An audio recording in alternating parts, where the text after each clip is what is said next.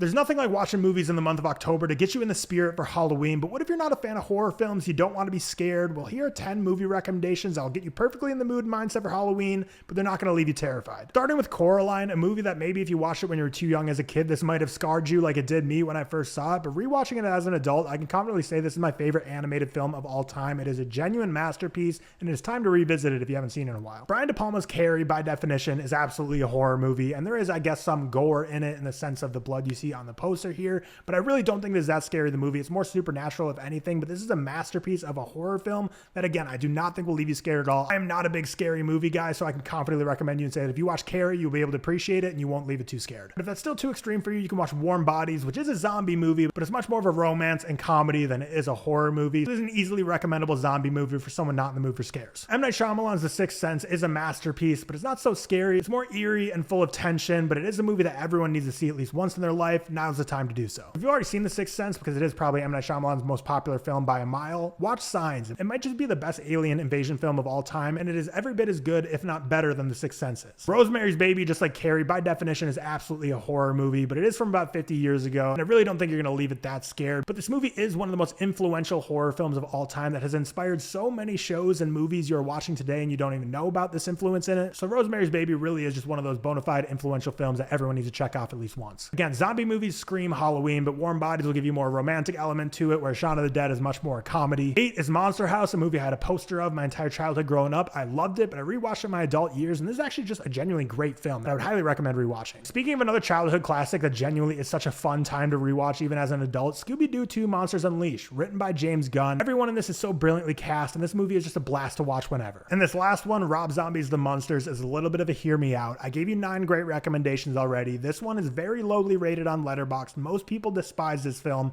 but I find it so earnest, so heartwarming, so perfect for Halloween as well. Absolutely not scary. But if this thing's not your cup of tea, hopefully some of the previous 9 will be.